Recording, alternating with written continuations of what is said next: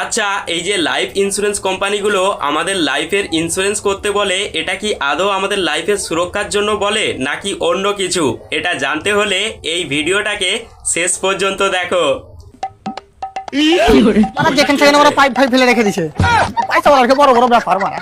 একদম বাপরে, এখানে আবার কাঠ গেলা ফেলে রেখেছে, কিন্তু তো গ্যাস শেষ পাওয়া যায় না, যে পালিয়ে যাবো বাড়ি যাচ্ছে। কি বলো?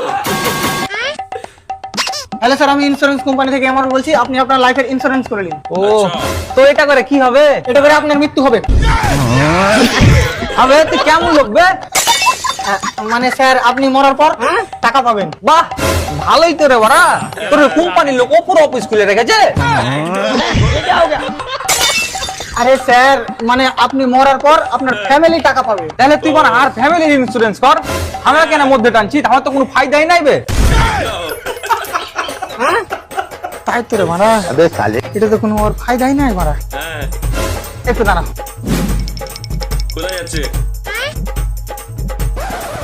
ও, স্ক্রিপ্ট পড়ছে। लेकिन ये साला कर क्या रहा है यहाँ पे? দেখো এবার কি বলে। দেখুন স্যার, এটা করলে আপনার প্রচুর রকমের ফায়দা। কিসের ফায়দা বাড়া? তোর টাকা নিয়ে যে আমি জাহান্নামের গেটের সামনে চপ মুড়ির দোকান খুলবো নাকি? আরে স্যার, কিসের স্যার? তুই কি বলতে চাচ্ছিস? আমি জাহান্নামের আগুনে ভুট্টা থেকে বিক্রি করবো? আরে স্যার, আপনি কি আমার কথাটা শুনবেন না একা একাই বক বক করবেন? তোর সামনে হাত জোর করে বলছি ভাই, এই কথাটা আর বহু সামনে ভুল করে বলিস না। কোন কথাটা? যে আমার মরার পরে টাকা পাওয়া যাবে, না হলে ওই শালি জামাই না আগে চায়ে 20 মিনিট খাইয়ে মেরে ফেলে দেবে।